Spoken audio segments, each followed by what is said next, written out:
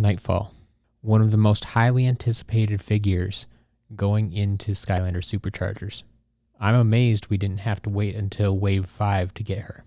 Nightfall was actually released in Wave 2, but for the lucky few that were able to find her right away, their luck quickly ran out. When Nightfall was initially released, instead of seeing this beautiful moment, players were met with an error screen. Nightfall was defective.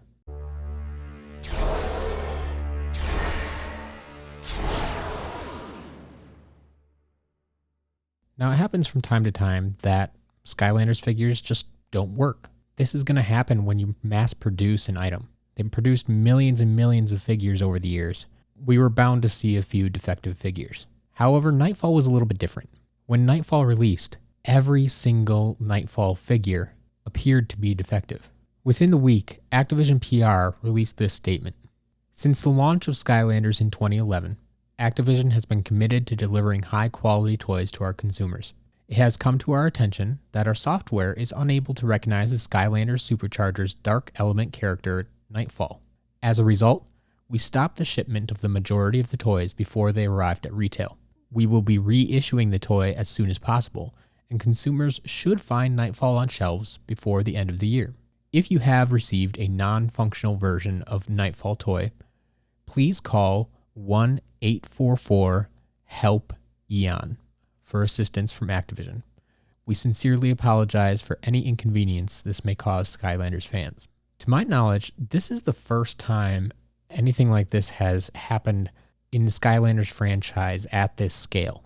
I suppose you could argue that there was a similar situation with the Platinum Treasure Chest, but at least that wasn't a playable figure. This is the first time that Activision actually recalled a figure.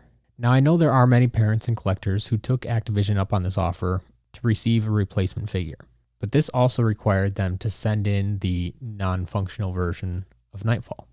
I chose not to do this. As a collector, I knew that this could potentially be a collector's item down the road. Eventually, Activision made an update to the game that allowed all of the Nightfall figures to function properly. Even my quote-unquote non-functional version works in the game now. So the question becomes, how do you tell the defective ones, the original release of the figures, apart from the reissued figures? The short answer, it's really hard to tell them apart unless you have it in original packaging. Because as we discovered once the reissue happened, the original packaging had a few errors as well. If you take a look at the front of the package here, you'll see that Nightfall is 2 words. This is incorrect. Nightfall is 1 word. This is one of the things they corrected when they reissued the figure. The second difference is actually on the back of the package. Right in the middle where it says, match character and vehicle to supercharge. On the original defective or non-functional packaging, you can see here it has Spitfire and Hot Streak. Now you might think this is just a generic image of a character and vehicle supercharging, but if you look at other packages, you'll see that this image changes to the specific character that is being sold. And once again, when Nightfall was reissued, they made this change. So the new version of the packaging shows Nightfall plus Sea Shadow becomes supercharged. So that's it. The name on the front and the image on the back. Those are the 2 dead giveaways that this is one of the original releases.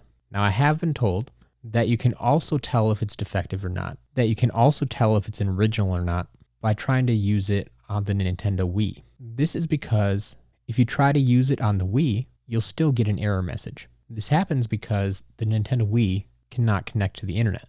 All the other more modern consoles were able to connect to the internet and therefore receive game updates. But because the Wii would not connect to the internet, it did not receive any updates and therefore could not be fixed. Now, while I believe this to be true, I would argue that it's not going to be 100% accurate. How do you know that the figure you put on the portal just isn't a defective all-around figure?